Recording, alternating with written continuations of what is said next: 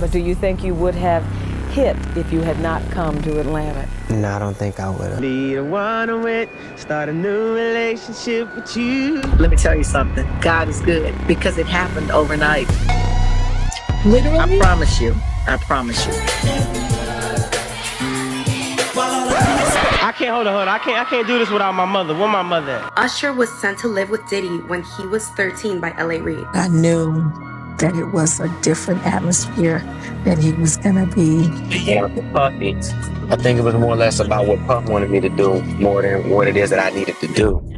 I guess there were a lot of times he didn't challenge things that maybe he would have challenged because he was young. We're sending you New over York to City. something called Puffy Flavor Camp. There you go. To learn Flavor Camp? Yeah, Flavor that's what it Camp. was called. And you're going to go to Puff Daddy's. He's going In the 90s, do you understand what that's like? And he was doing what people wanted him to do. You know, he was singing the way people wanted him to sing. He was acting the way people wanted him to act. To actually wrestle off of the frosted plate. You know, Usher, I want to make my name mean something. let it burn, let it burn, let it burn. Well, according... It was given to me to make a difference, to usher in something. So that's what I'll do. According to a man. Oh, yes.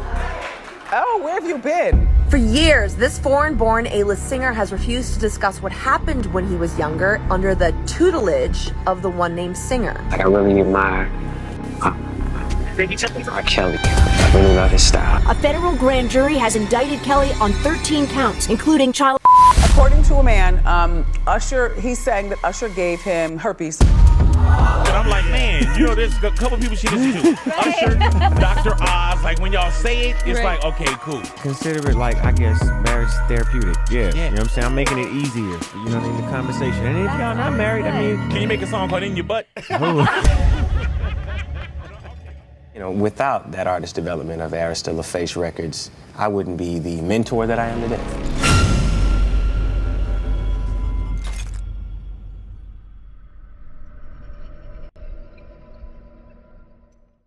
Hello everybody. Hello everybody. Hello everybody. Welcome to BJ Investigates. No, wait, hold on. Welcome to BJ Investigates, a show I just created and might never do again.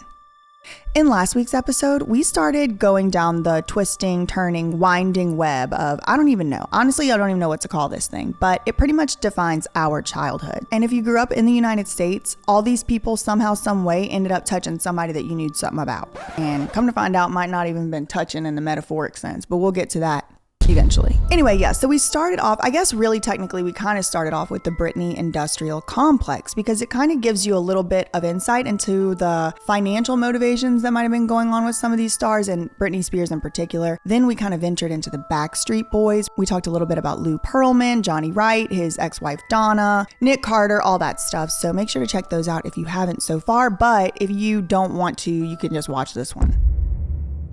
Well, I saw a comment the other day. First.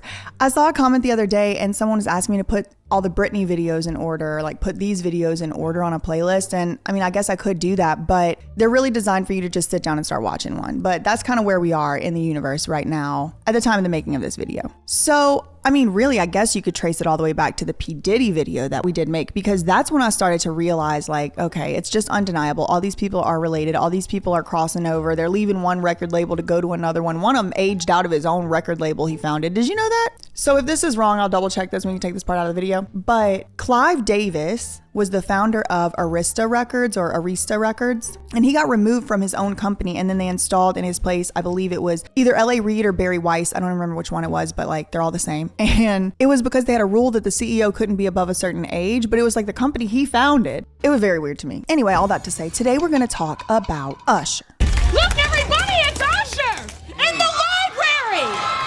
Hey, how y'all doing, y'all?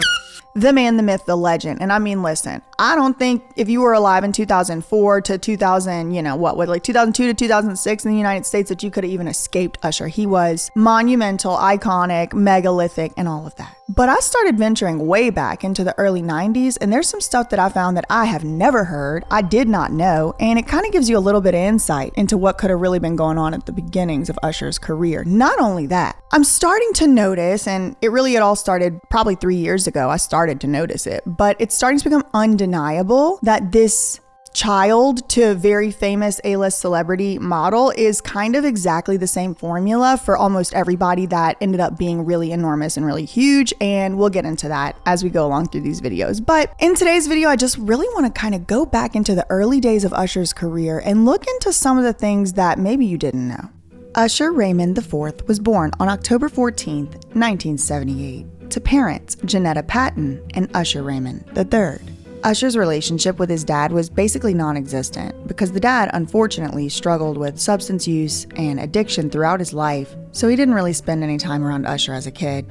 Usher grew up in Chattanooga, Tennessee, where he attended a church where his mother was the choir director. Growing up in Chattanooga, Tennessee, there wasn't a lot of different ways to really explore yourself, and then a lot of options of life. At a young age, Usher wanted to be a preacher, but that would all change by the time he was 12 years old. Some sources credit his grandmother to discovering his singing talent, but Usher himself credits his mom.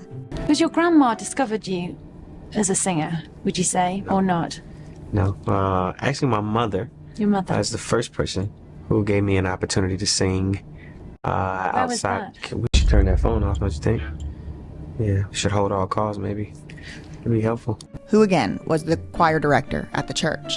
So it was your mother who discovered your voice, was it? Yep. I think that it would was be a natural thing, I suppose, wouldn't it? Being your mother. Yeah. Well, my mother was a youth director of a choir that she conducted at our church. My mother actually sang in the choir. I mean, of course, I sang every song that was on the radio. And I'd sing with my friends, but I never knew it as a career or something that I would really want to work at, to potentially make it a job or, you know, a passion of mine. Amazing, really, seeing as it's been your career since you were, what, 15? Well, 13, actually. 13? Yep. But it wasn't until he joined a youth group that came to perform at his school. That's when I realized that he had talent. Usher was serious about school. He really was.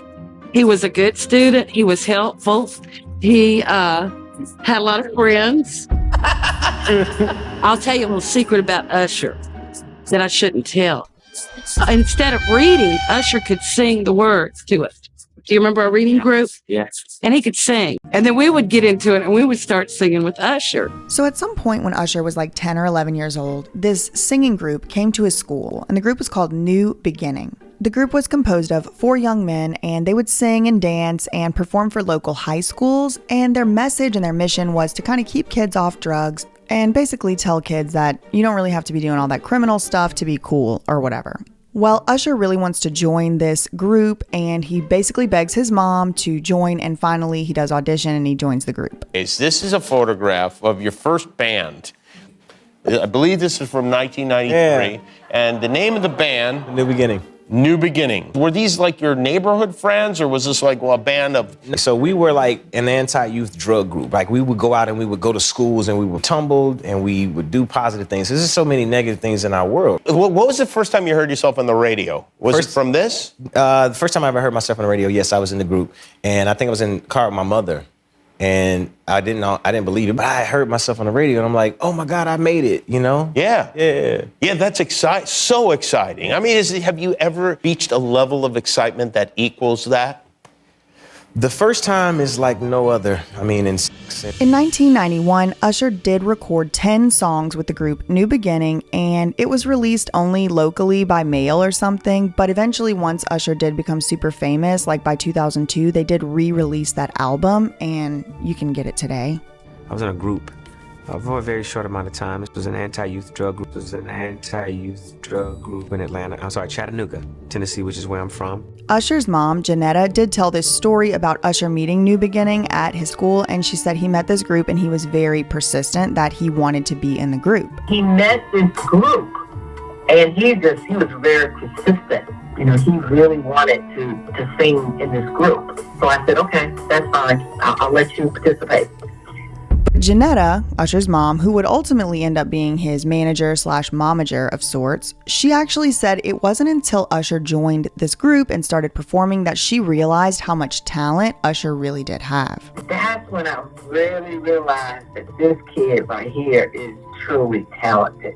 Yeah. So she was like training you. How did that work out? Well, you know, my mother. Like, do your push-ups, Usher. Come on, do it. No. My mother, she can't get on you. My mother will, really rag on you if you, a little puny man walking around feeling sorry for. Now, I'm not gonna feel sorry for you. You need to go ahead and work out, do your thing. Have you done your vocal lessons for today? So she's been somewhat of a coach, a mother, a friend. Yeah. Best friend, all of that, in a ball. But I enjoy having my mother as my manager simply because, who more can you trust than, your own blood? And that's about the time that Janetta decided that she wanted to move the family from Chattanooga, Tennessee to Atlanta, Georgia. I moved to Chattanooga, Tennessee, and that's where I live now with my mother and my father and my younger brother. But why in Tennessee? Well, it's not like the center of entertainment USA, right? No, that's why I moved to Atlanta. I knew that he had a talent. Atlanta was just an hour and a half away. And she knew that here in Atlanta, there was more opportunity than in Chattanooga, Tennessee. And all you had to do was tap into the right mix. We moved the family to Atlanta. But Usher did not want to leave his hometown, and he did not want to leave his new band that he was in. I decided to pull him out of the group. We are here in Atlanta. There are bigger opportunities here, which he told me, you have destroyed my life. You have destroyed my world. And can you imagine how heartbroken I was? Because I knew it was not a good situation for him. I knew that. And Janetta is pretty consistent on this story as she tells it in interviews, and Usher's pretty consistent on it too. But when I was researching for this video, I found a different version of the story. And I don't know if it's necessarily exactly a completely different version of the story, but it certainly has some details that Janetta and Usher left out. And it comes from one of those band members who was actually in New Beginning with Usher. Anthony Bird was a part of the child sensation group called the New Beginning. Let's go back to those days, man. How did the group form, man? Daryl Wheeler was out there. I was also in the group called Flippo Mars. Daryl found me in that group and seen the talent that I had, and he formed a group called the Happy Clowns, man. And we used to dress up in clown suits and tell kids to just say no to drugs all around the projects, all at the schools, all over the world. And we met a guy named Sylvester Burton. And he said, man, you need to get them kids out of them clown suits and put them in some nice clothes, man. Make them like New Edition. They'll make $1 million. He took us out the clown suits and the makeup, but kept us singing positive music. We used to stand on the street corners and sell those tapes and CDs, man. We ended up signing a record deal out of Fort Lauderdale with a company called Foresight Records. It took off like our life changed, man. We ended up putting the album out. So New Beginning charted on Billboard? Yeah. And so Usher's mama at the time said, hey, I want my son to be the lead singer of the group. Usher can't beat Adrian singing. Usher, I tell him to his face, and he know that. And Adrian and I, we were the lead singers in the green Which shirt. one's Adrian? Right there in the green shirt. And we were the lead singers. Okay. And so, but his mom wasn't having. His mom was like, I want Usher out front. If you notice the picture, let me grab a picture right quick, okay? This is classic shit y'all getting right here, y'all. This is shit that I didn't even know. You feel me? This picture right here, that's the group. Right. That's in the purple. That's Usher in the white. Right. When his mother bought him that white shirt on purpose, she was supposed to get him a yellow shirt. Okay. But she wanted him to stand out, so she bought him that white shirt. Okay. And that's why it looked like that on this picture. His mom wasn't having it. She ended up moving to Atlanta and kept pressuring Daryl, make him be out front. And Daryl was like, nah, they all sing together. They a group. They gonna stay together. So she used to take our songs. She worked at Blue Cross Blue Shield in Atlanta. Babyface record label was at the top of Blue Cross Blue Shield. He owned the whole top floor. She would give the music to the janitor and have him take it up there. And one day, the record exec that said, I want to meet Miss Patton and bring us music and Usher up there. They listened to our music and he was like, man, where this group at? Babyface fell in love with it. And his mom and them told him that, we weren't together no more. The group what were y'all together at the time, or she just said that? No, we were still together. She just told me we wasn't together no more, but my son's still singing. And so she took Usher up there, and Usher was singing for him, and they fell in love with him, and they signed him to a deal. And that part right there is a major discrepancy. On Usher's Wikipedia page and on all these different places, it is very clear that the story that's presented to the public is that Usher was signed only after going on talent shows and things like that. I'll get into what that public story is. We are going to talk about it in just literally a few seconds. But in the meantime, I do just want to point out here, Anthony Bird said the way that Usher got signed was that Usher's mother worked in the same building as Babyface's record label. So I moved to Atlanta. My mother, she began to showcase me, in different talent shows. And, I was recognized, luckily by someone, who was an executive at a record company. Yeah. So they introduced me to LA Babyface. And, I sang for them and they sort of let me. Like, we want you. Yeah. Like that. Something like that. Or more or less like, can you handle this? Do you really want to do this? Well, would it come as a surprise to you to know that Babyface's record label was none other than LaFace Records? And LaFace Records was a joint venture started by L.A. Reid and Arista Records and Babyface. So this is the first version of the story that you're going to hear in this video, but I do want to give you a heads up and a warning that it is not the only version you're going to hear. And a whole lot of other things happened, from him running away from home, from fights and, tears and crying. Apparently he was crying every day, and he even tried to run away from home to avoid moving to Atlanta. He accused his mother of destroying his life and trying to take his dreams away. In any event, the family did end up moving to Atlanta, and by the family, I mean Janetta, Usher, Usher's stepdad, and Usher's half-brother. And once they moved to Atlanta, that's whenever Janetta started to enter Usher into local talent competitions, and this is where it starts to sound very familiar to not only Britney Spears, but also to the Backstreet Boys. And like I already said, Usher did tell his mom that she, quote, destroyed his life. And so I began to enter him into competitions after I pulled him out of that group, which he told me, you have destroyed my life. You have destroyed my world. And can you imagine how heartbroken I was? Because I knew it was not a good situation for him. I knew that. When you pulled him out of that group, how long was it before Usher was able to know and you were able to know in your heart that as a mom, you made the right decision? Let me tell you something. God is good, because it happened overnight. Literally? I promise you. In 3 months' time, from the time I took him out that group to the time that he signed his deal, he was on Star Search and had a record deal. That's amazing. So when Usher was 12 or 13 years old, he meets Bobby Brown's bodyguard, a man by the name of AJ Alexander, at a local talent show in Atlanta, one that his mom had put him in. The one place where you get an audience or an immediate reaction, whether you're good at it or you're bad at it, is at the talent show.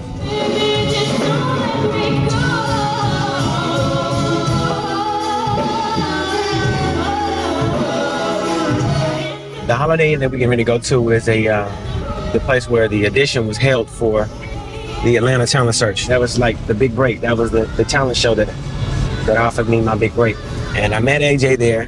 What's up with the police escort? I got warrants, man. So baby. Oh, it's a place, dog, where it started. This little detail also brings up yet again how it's important that there's two different versions of this story we're working with. AJ really believed in Usher from the first day that we did the audition for the competition. It was AJ. It was this room right here. And when you started singing, it's like you went from 13 to 23. I was like, yo, this dude is a superstar. I saw it that quick. We can't go in there right now, but this is actually where I was discovered. And AJ met me. I was performing on this stage right here. Who would have ever thought that way out here in the middle of Decatur at the Holiday Inn, I would meet the guy who would introduce me to the record company that actually put together my first album and believed in me enough to record an album with. People used to make fun. I used to make him sing on the spot. It was like, sing this. Everybody told me, I said, sing it. And it was singing everywhere. And I used to get mad because even major producers, remember I had you sing for Dallas Austin and 112. Matter of fact.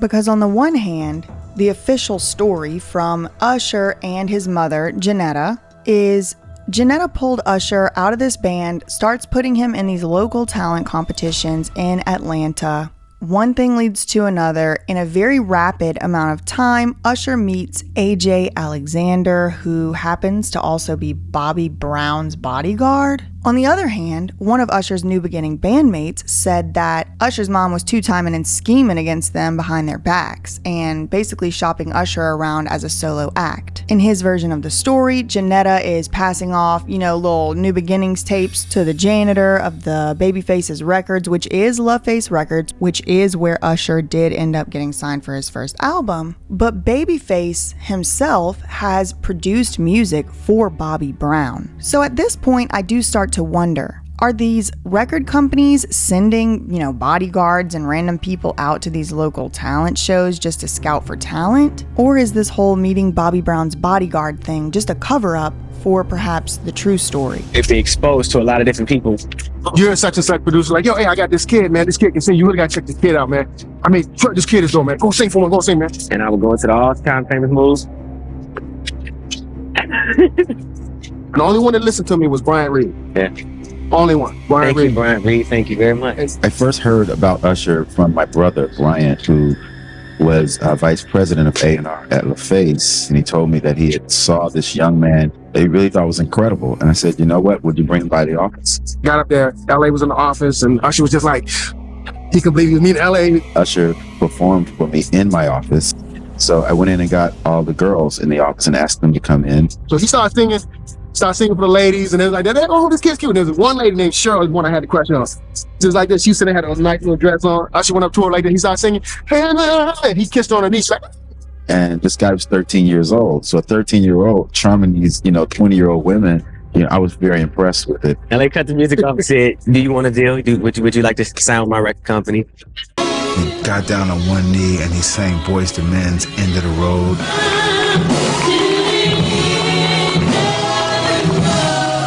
He really charmed the girls in my office. That was my first meeting with Usher, and it was also the day that I signed him. Things to think about.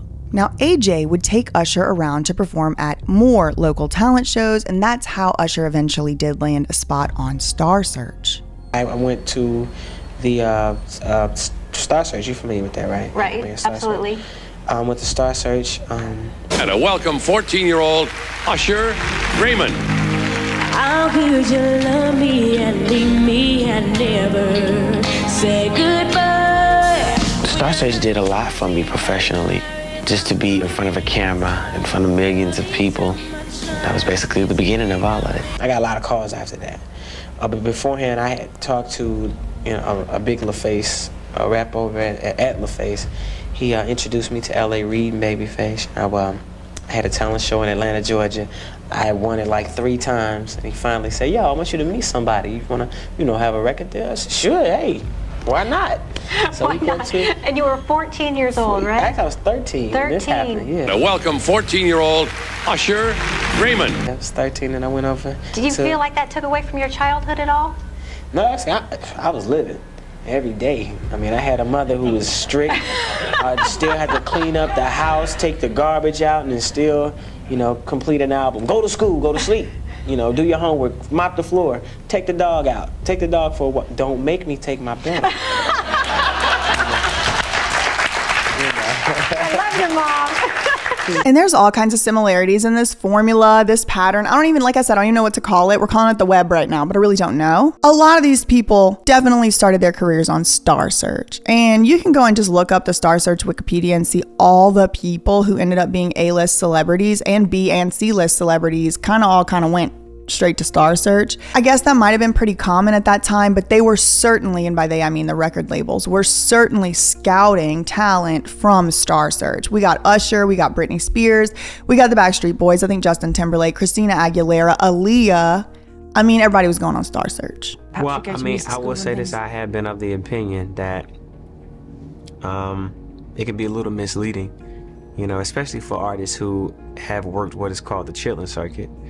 And had to, travel around in a van and go city to city, state to state, day to day, day and night, put the hours in. These shows make it a lot easier. But, those opportunities paved the way. I mean, if you go all the way back to, Berry Gordy, when he had his review, all of the artists traveled on a bus and, they would perform. And that was the way that they kind of build, a catalog and built what is the legacy of Motown. Now, I tried really hard not to go down an entire side quest rabbit hole on AJ Alexander being Bobby Brown's bodyguard, because in addition to the Whitney Houston connection, there's also this boy band connection, and that's kind of the point of this whole series, is to show y'all the same exact formula that they have applied to all of these child stars along the way. And by along the way, I mean all the way as far back as like the 50s with Motown Records. Again, like I said, I tried really hard not to go down this rabbit hole, but I have to just mention it here. Bobby Brown having his bodyguard at local talent shows to scout local talent is very interesting, and it definitely fits right into this model. Bobby Brown was also in a boy band. Now, was it the same type of boy band like we would conceptualize it today? No, but it was called New Edition, and it was managed for a time by a man named Maurice Starr. And Maurice Starr learned directly from Motown founder Berry Gordy. Now, Berry Gordy, way back in the Motown in the 50s and the 60s, whatever, he trains up this guy named Maurice Starr. Maurice Starr ends up having a talent competition where he discovers a band called New Edition and takes them on as a manager. He ends up getting fired by New Edition for only paying him like $2 a week or something crazy. And Maurice Starr goes on to found and establish another super successful boy band called New Kids on the Block. With New Kids, I mean, you couldn't go wrong. I mean, we had over 4,000 products out there, different products, and everything was selling. New Kids sleeping bag, New Kids phone, New Kids dolls, New Kids Walkman, New Kids puzzles, New Kids tapes, New Kids books, New Kids videos. Everything was selling, everything. So you couldn't go wrong. I mean, you could say a sock, a pencil with a piece of dirt on it, you know, a towel from underarm deodorant. I mean, anything. I noticed that the merchandise for New Edition wasn't really selling to white kids, but it was selling to black. So I figured the ultimate would be a teen white act. And that's when I came up with the idea of New Kids on the Block. Which was basically the blueprint for the Backstreet Boys. Well, New Kids on the Block, that's when I took it to the street, you know. I remember the first time I went into a flower shop and I heard this little white kid singing. I said, hey, you want to be in a group and all? I said, I'm, Maurice Starr. He hadn't really heard of New Edition. So, and I said, well, here's my number. If you want to do this, give me a call. I got a call. It wasn't from him. It was from the FBI saying that, why is this big black man giving little white boys his telephone number? And he co-managed this band with a man named Dick Scott. Hello, my name is Dick Scott. I've been in the business so long. Now, Dick Scott learned directly from none other than Motown legend and founder, Berry Gordy.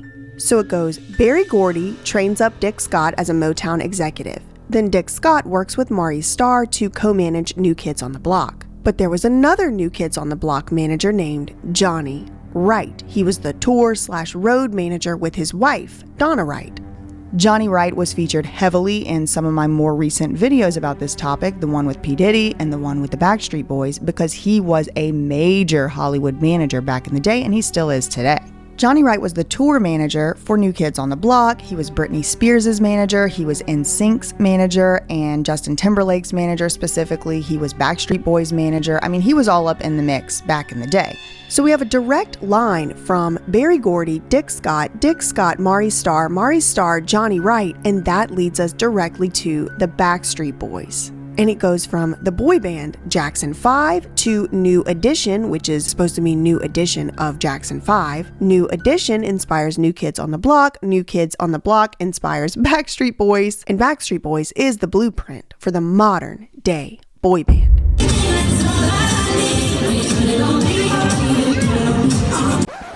Anyway, back to Usher. So we have a 13-year-old Usher, and he is about to go on Star Search. And again, the whole thing was set up by Bobby Brown's bodyguard, AJ Alexander. Couldn't believe it. Couldn't believe this little kid was doing all the things he was doing, getting in their face, kissing their hands. People thought he was singing with a track. That's how pitch perfect he was. I was all out in the audience. I was all over the girls. I was a ham.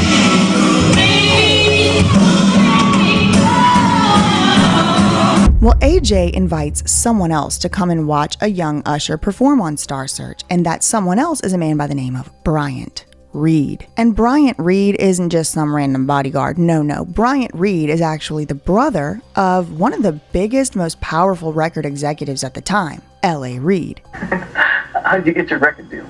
Well, that came about through a talent show in Atlanta, Georgia. Mm-hmm. You never believe this, man. Check this out.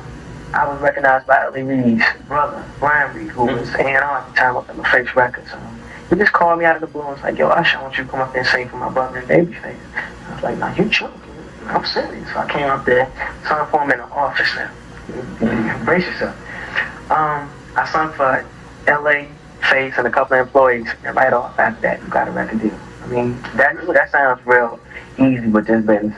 And something I'm starting to realize is it doesn't actually really matter what label these people work for because they move labels all the time. It's just like lawyers move in big law firms. What really matters is the name behind the label. It don't really matter what the name of the label is. L.A. Reid already had established a pretty strong relationship with Sean Puff Daddy P. Diddy Combs, and that's going to become important in a moment. But we have 13-year-old Usher. He auditions on Star Search. We have L.A. Reid's brother coming to watch him perform on Star Search, and apparently he knocked the socks off of L.A. Reid's brother Bryant. There are clips from this performance, and you can see a young Usher was working it just like a young Backstreet Boy was. But he was in the audience. He was gyrating. He was holding out his hand to the audience. He was hamming it up. And I guess this really impressed not only L.A. Reid's brother, but L.A. Reid himself. My younger brother, his name is Bryant. He went to a talent show. He says, I saw this kid. He blew me away with his stage presence, his showmanship. You have to see him. I was like, okay. Not particularly excited. Okay, bring him by. He had that intangible, the it factor. So he auditions for L.A. Reid. So he brings Usher to my office at 14 years old. Just by himself or with his parents? With his mother. Usher comes in and he starts to perform for me. He drops down on one knee and he starts singing this song called End of the Road, a song that Babyface and I had produced for Boys to Men. It was a really big hit. He starts singing the song, and like that, I was like, oh my God. Two things happened. One is a star was born, and two, I really knew what my calling was that day. I was like, now I know what I'm supposed to do. I'm supposed to do this. I'm supposed to find guys like Usher. And he gets signed to the label LaFace on the spot. He was offered a deal on the spot. That was it. Literally the same day he auditioned, which in my opinion kind of set off alarm bells because that means that Usher's mom probably did not have time to run the contract by any lawyers, which is a little bit exactly the same as the Backstreet Boys. When the band came to New York to sign their record contract, Denise, who was AJ's mother, wanted an outside lawyer to look at the contract. And Lou says, absolutely not, it's now or never. And so she signed. Hey, we signed a contract. Let's move forward and let's make a lot of money together and let's make this thing happen. So once little baby 13-year-old Usher is signed, they put him to work immediately and they let him sing a featured song on the Poetic Justice soundtrack. And looking back at this very first music video, it is clear that Usher was destined for the A-list. The music video featured a tiny little Usher in a suit in the Stanley Moss Courthouse, probably, alongside a still living Kim Porter, Tupac Shakur, and young Janet Jackson. According to reports, when Usher was first signed to LaFace, he was given Sean Puff Daddy Combs as a mentor? Let me not get ahead of myself. Anyway, okay, so Usher is 13 years old, and that's the time where he was set to record his first album with L.A. Reid's label, LaFace, and he promptly began to lose his voice and struggle with acne because he was going through puberty. Jan Smith, an Atlanta, Georgia native, has worked with over 3,000 students in 14 years. Her vocal training client list includes multi-platinum Grammy-winning artists such as Rob Thomas, Matchbox 20, Chili of TLC, Jermaine Dupri, L.A. Reid, and many nationally acclaimed recording artists. When he first came to you, what was he like? Well, he was in a point of distress at that point, having some problems with his voice, and actually his mother had called her friend Elton John. And Elton was in a studio here in Atlanta working on a project with some friends of mine who are in Collective Soul. And anyway, Janetta asked Elton for a referral, knowing that Elton had vocal problems. And Elton referred her to me. And Elton referred her to me. So she brought her son to me, and we evaluated what was going on with him. I had him see a doctor first, and then we began working on rebuilding his voice so that he could make his high notes and straighten out some of his range. He lost his voice. Physically or just? Puberty. He's growing and he lost his voice. So he lost his range. So the record company felt like, okay, this is not a great investment. And it was at that time that Usher was threatened to be cut from the label. In an interview that Usher did about 10 years later with the Rolling Stone, he describes how he was feeling at that time. The article says he was confused and angry, and he even punched a wall one night. Usher is quoted as saying, "How can you embrace me and then all of a sudden you don't even want to return my phone calls?"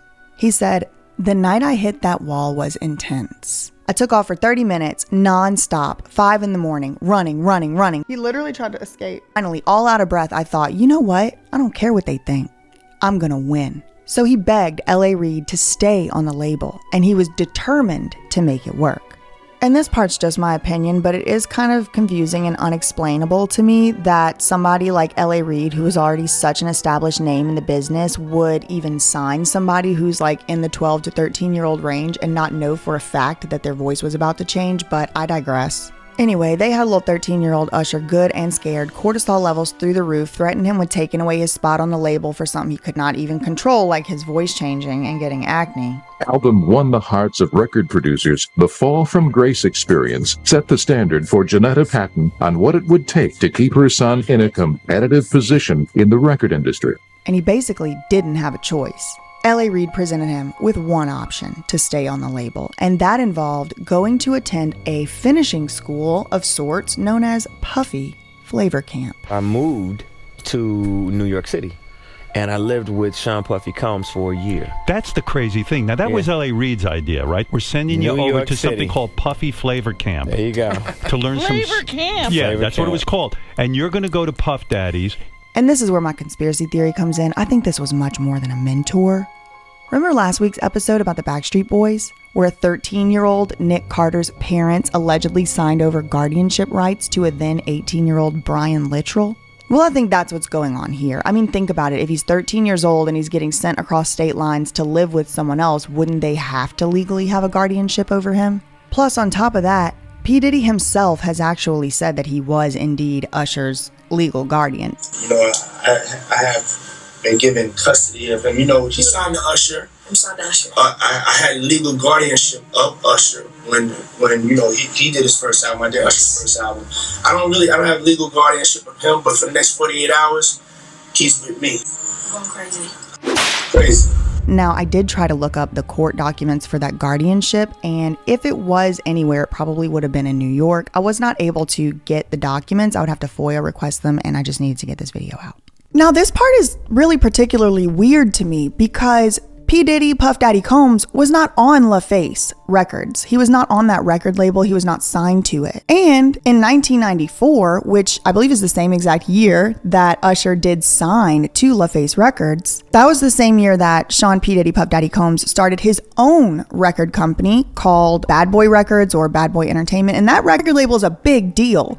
Today, there's artists like Machine Gun Kelly or whatever on there, but the notorious B.I.G. Biggie Smalls actually released his debut album with Bad Boy Records, Sean P. Diddy, Puff Daddy Combs. And I mean, I guess we could do a whole video on him. I don't want to get off in the weeds there, but P. Diddy himself was only like 21 years old. So why would a 21-year-old with his own record label be running a flavor camp for a teenage boy in his last straw for another different record label? It's just very weird and unexplainable to me that they would get Usher all worked up, cortisol through the roof. He's talking about punching walls and running and driving and doing all this stuff. And it's over something that's completely predictable. His voice is going to change. He is a young man. That is how it works. So they get him all riled up, all cortisol through the roof, like I said. And then they're like, okay, well, I guess if you want to go to Flavor Camp. And my camp sirens are already going off because in last week's video, we did talk about Lou Pearlman having his finishing school for boys called, what was his called? the O-Town camp or whatever. It was basically a camp that he was putting not only the Backstreet Boys through, but also NSYNC, the other bands that he did manage. O-Town, we saw it on Making the Band, and then Lou Pearlman handed off Making the Band to P. Diddy. I don't really know why people are handing stuff off to P. Diddy. I do not know why a teenage Usher would have went across state lines, and then we have him talking about a guardianship. We'll get into all that in a minute.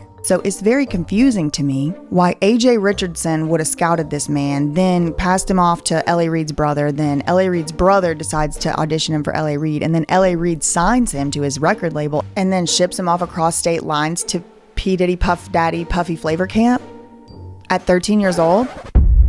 Why? Now, in addition to the things that Usher himself has said about this flavor camp and about this time period of his life, his mom has also spoken about this time in interviews, and one was a few years ago. She said she remembers the conversation that she did have with Puffy before she allowed Usher to leave.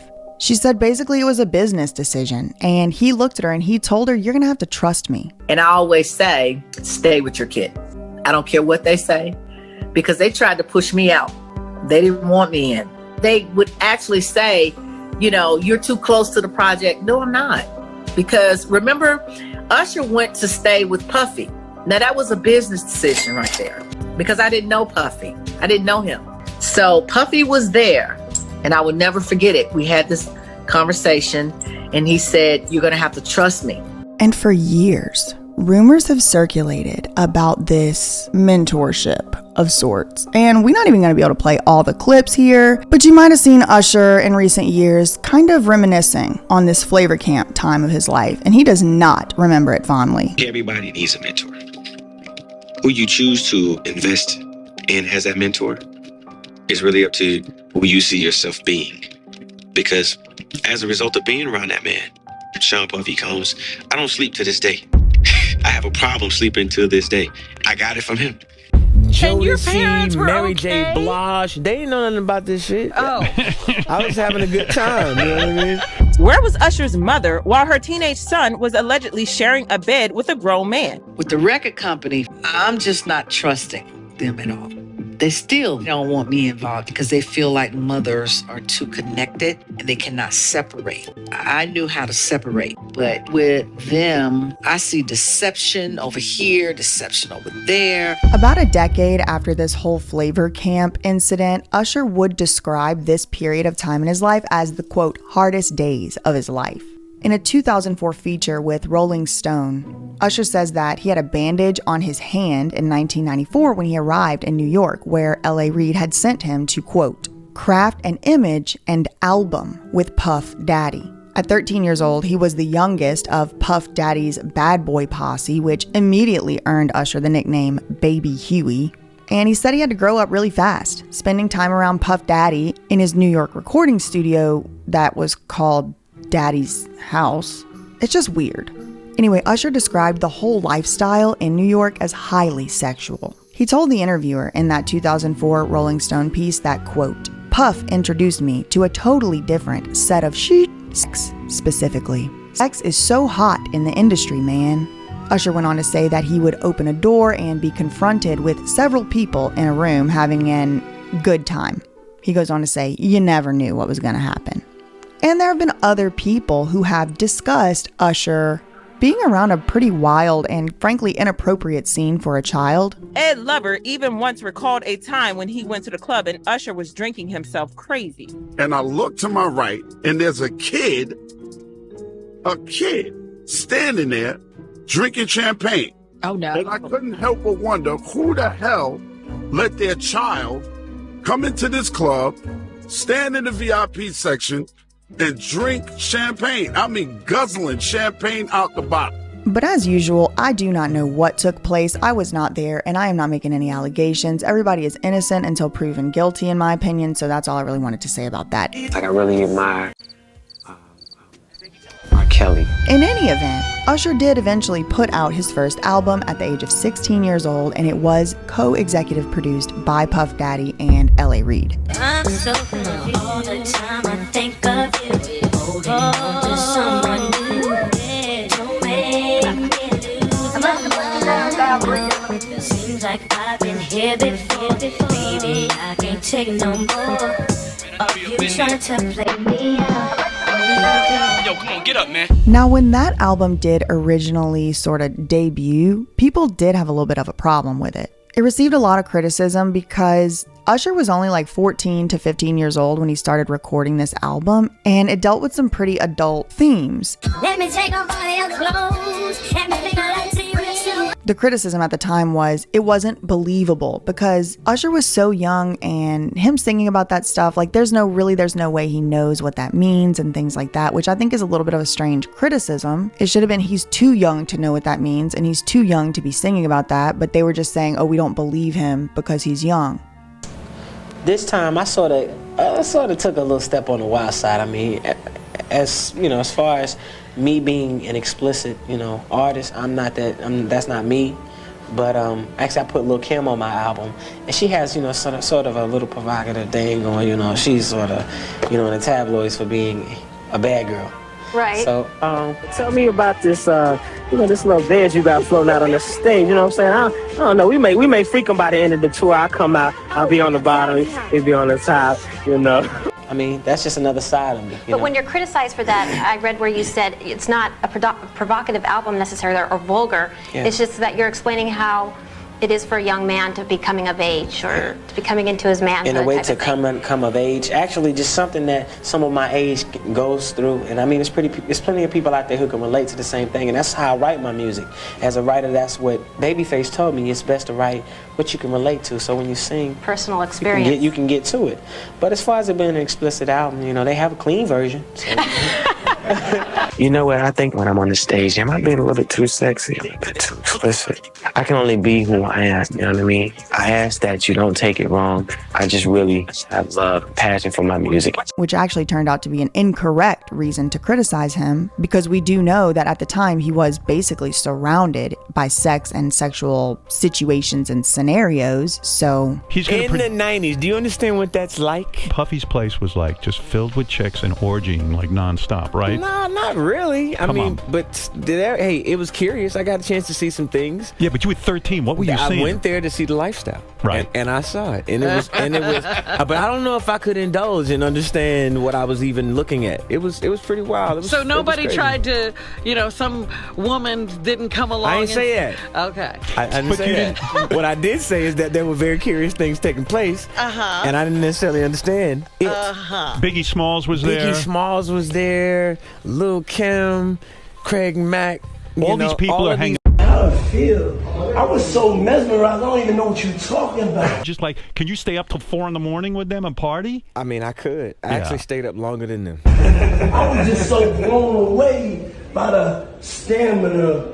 And do you have money? What's going on? I mean, I had like per diem. Yeah. I had like, what like a a living. life. Yeah, it's pretty crazy. 14 years old. In any event, it was a commercial success, and Usher himself in 2004 basically ended up single-handedly saving Arista Records, the one that was run by Clive Davis, because he had ended up being adopted on as like a jive star. It was a whole thing. But the long story short of this section is something y'all already know. Usher had a profoundly successful career, but it didn't take very long before he also started experiencing some personal life issues. He had a series of high-profile relationships, but I just can't seem to find that one just right for me. So do you want to go out with me or what?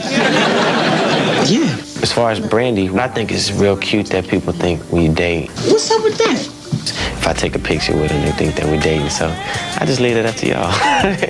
If you say so. One with a woman who is 7 years older than him, another famous singer, Chili from TLC. Dating these days, who's the girlfriend? Rosanda Chili Thomas of TLC. Yeah. No kidding, TLC, Chili. Last time you co-hosted with me, Chili called you on the cell phone. Right. Do you remember that? In the middle of the show, the cell phone starts ringing. It's Chili, like, what are you doing? Well, we keep up with each other. Co-hosting. Come here, I gotta go. She's watching right now. How'd you meet Chili? Well, you know what? Oddly, we were always around each other. I was signed to LaFace Records in Atlanta, Georgia, and we'd always pass each other in work. Since you were kids, right? Yeah, and I'd always admired her as a child. Every time we would go on a vacation or something like that, when LaFace Records would take us on a vacation, we'd always end up together dancing or something. We got into a spitball fight in the Bahamas. Real kid stuff. Yeah, really fun stuff. Yeah. And I never imagined that someone so close to me could mean so much. Well, so then what's the turning point here, Usher? Well, I mean... Now suddenly she's grown up and you took a second... Well, suddenly I grew up and she took a second. He ultimately ended up marrying a woman named Tamika Foster. Anonymity is something that goes out the window when you decide that you want to be an entertainer. And did that part of it take a toll on the marriage? Well, I mean, I'm pretty sure it did. For me, to have my life as heavily scrutinized as it is, and people to have their opinions, everybody's gonna have. And he did have children with her as well, but they got divorced, and there was a pretty nasty public custody battle that they went through. The judge refused to change custody, siding once again with the Grammy Award-winning singer, who is still wearing the security bracelet from his son's hospital. There was also an incident where one of Usher's children almost drowned or something. I don't really know. What's the address of the emergency? I need the ambulance. Tamika Raymond sobbed as she listened to the 911 call when their son had his hand caught in a pool drain 8 feet down and was inhaling water. But all that success was also met with challenges. That's kind of the point. Remember, there were 3 other people that sued Usher for exposing them to herpes. Hit you with the kiss. I ain't big man that. Come here. Quantasia Sharpton. There's. It was just after my 19th birthday. He never warned me about any STDs. One such challenge would come in 2010 whenever Usher and his mom had just had so many disagreements over the years professionally that they decided to part ways professionally. Now, she had managed his career as his momager for 17 years. She had managed him, like I said, since he was basically 9 years old. Now, for Usher's side of the story, he says that he just kind of wanted his mom to let him be a man and let him grow up. You fired her. How do you go about firing your mom? Well, actually, you know, I didn't fire her. What happened was there was a difference in opinion. In any business relationship there will be, we begin to kind of grow apart in our theory. For the most part, I felt like this would be great for us. And I really want her to be supportive of the man, Usher. Janetta's side of the story is, you know, she was the person that really made the magic happen. She did her job. I did my job. You know, people judged me by the way I did my job, but I protected my son and my artists. You know, I knew when to be the mother and I knew when to be the manager. And because I had his back 100%. So, you know, I expected, you know, people to think, oh, she's difficult. No, I'm not really difficult. You know, I'm just doing what's best. You like being behind the scenes. I really do. Now, I really do not like being out front. I am the person that makes the magic happen. But long story short, they do both agree that the parting of ways or the firing had something to do with letting Usher spread his own wings and fly as an adult man beyond just being an artist, but he wanted to venture into other stuff. But as early as 2004, there were inklings of this strained dynamic. In that same 2004 feature for Rolling Stone, the author gave some insight into the types of disagreements that Usher and his mom were having. Even by then, apparently, she had scheduled him for some type of awards show appearance, but he did not want to go. The interviewer describes the confrontation. Usher confronted his mom, Janetta, on the phone while the Rolling Stone interviewer was in the car with them. He said, quote, "You didn't even consult me. I'm not doing it, dog. I'm not going to be a part of your madness. You're playing this like a game and you just lost a round. You're not thinking of what's good for Usher. Strategic moves, deliberate movement. I'm not going to do it. I'm just not going to do it. I'm going to talk to you later." And then he hung up the phone. In any event, Usher and his mom, like I said, parted ways about 6 years after that in 2010. And that's when Usher started to transition into a manager himself. It was about a decade into his career, and he started to realize that the real money was in talent management. So he started his own record production company, Us Records. It wasn't until Usher crossed paths with a young Justin Bieber that this whole venture would really take off. So sometime around 2007, 2009, something like that, Scooter Braun discovered Justin Bieber on YouTube. I'm Justin, nice to meet you. And he invited Justin into his studio in Atlanta to record some demos. Now at the time, that's also where L.A. Reid was. Now the way they tell the story is that Usher just so happened to be at the studio in Atlanta that day, and Justin was singing an Usher song, just so happened to be singing an Usher song, You Got It Bad, for him in the studio. Everything used to matter, don't matter no more. Like my money or the cars, you can have it all. And flowers, cars, and candy. My conspiracy theory is that it was a little bit more coordinated and planned than that, but what do I know? Here's the beauty. The best pay it forward story of all time. I signed Usher at 14. He brings Justin Bieber to my office. Justin is 14. And I signed Justin also, right? And Justin, like Usher, it goes without saying how successful the kid was. First, he shows up on Ellen. So we obviously are, you know, we've been with him the whole way. You couldn't be more adorable. There are some people in the riffraff room that we always, when we have overflow, that don't make it in here. And there's 2 girls in there that are going crazy. He seems to be, he's Keyword.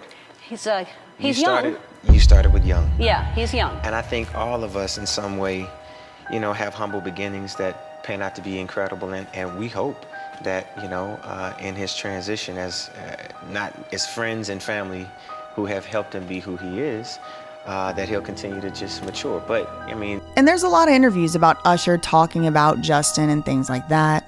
you know, as my student, now he's breaking his own artist. Right. You know, and successfully. He's got a big challenge ahead, one that you went through. He's got to keep his audience through the decades in order to have that kind of longevity that you experience. He's got the voice change. He's got, how does he do it? But it doesn't seem like Justin's experience with the industry has been particularly better than Usher's. Do you know Raymond Usher the Fourth?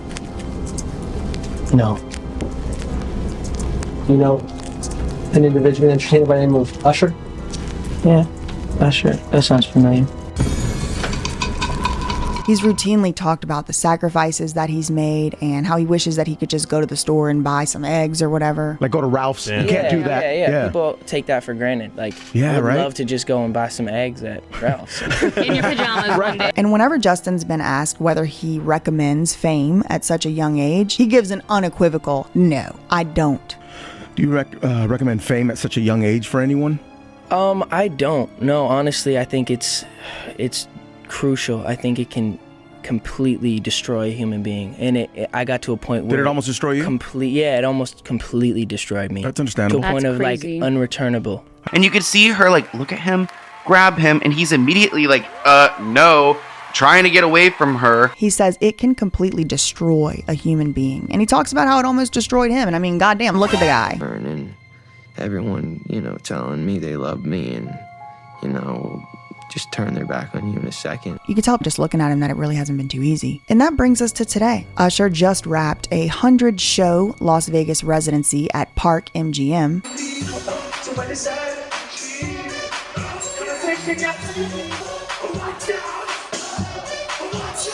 And he recently announced that he's starting another record label with L.A. Reid, the guy who originally signed him to his very first deal in the very first place. Oh, and he'll be headlining the Super Bowl this year, apparently. I don't really know what Usher went through, what he knows, what he doesn't know, what tragedies, what traumas he may have endured, but I don't think that it was all rainbows and butterflies, I could say that. One thing is for certain, Usher does not want his kids in the industry, and there is a lot of proof of this. Is there any young talent that you have probably discouraged from getting in the music business because of it's not just about the music? Probably my own children someday. Really? Yeah. I mean, you know, this music business can be very taxing. You're a dad now. Would you ever send your kid to Puffy camp? Hell no. Is it, do you think it's going to be tougher for you to find professional peace or personal peace? I mean, I think I'll be good across the board. Yeah. Yeah. I mean, I'm a calm guy, man. I don't really let too much upset me, man. You always are smiling. I got a lot to smile. You do have a lot to smile about. Have you seen my kids, man? I haven't. You keep them very well hidden. I haven't. And even if he had, he's not going to admit it now. He's like, no pictures, nothing. No, I know. Now, there's a whole bunch of more stuff about Usher I could have gotten into. There's a lot of stuff that I did have to leave out because, like I said in the last video, if I tried to put all of the stuff that I have found into one video, it would be 9 hours long and probably your head would explode and probably you wouldn't even be able to take it all in at once. So there's a lot more to talk about Usher. To the man in the bathhouse in Koreatown? But I think really the standout here is it kind of fits into this model of the formula that I've been kind of discovering. And again, don't take my word for it. I'll put out a bunch of videos and you can make your own mind up. It's all public information that I'm sourcing from. But one thing that does stand out is that Usher, strictly speaking, kind of tried to literally run away from this industry. He was in his little high school, you know, don't do drugs band. He was doing somersaults in the high school gym and he was just fine with it. His mom wanted to, sorry to say it, but it seems like she wanted to cash in on her son's talent. She was a choir director. She kind of was a little bit of a talent scout of her own. And it does sound like Usher had it a little bit better than some other folks in the industry because he did have a mom who kind of did care about him and stuff like that. But at the same time, the child was running away. So he didn't have to leave Chattanooga, Tennessee. And I mean, it's just very interesting. He was literally running away and then he ended up being Usher. But I don't know, he might not feel the same about it. And remember how I told y'all earlier in this story about how Usher and Scooter Braun kind of both collaborated together to launch not only Justin Bieber as a star, but they kind of had their own label that they formed up just to launch Justin Bieber? There was a little bit of a bidding war there, and Scooter and Usher were not the only people who were interested in taking a stab at the young Biebs. pun intended. There was one other person in the bidding who thought they'd take a stab at managing the young Biebs, and he's got a very interesting come-up origin story of his very own. And coming shortly. That's all I really have for today. In the meantime, facts ain't defamation. Love you, mean it, K-bye. Usher just turned 24. Oh my gosh. Everybody's having a birthday this week. So you had a big birthday bash, I hear, huh? Actually, it's past October the 14th. Yeah, October 14th, I had a birthday masquerade. Masquerade? The man, Diddy, and Cassie wore masquerade masks and ingested illicit substances. They wore masquerade masks and ingested. Did everybody come in costume with a mask? A lot of people did. Matter of fact, Jamie Foxx, like a pumpkin head. It was a lot of fun.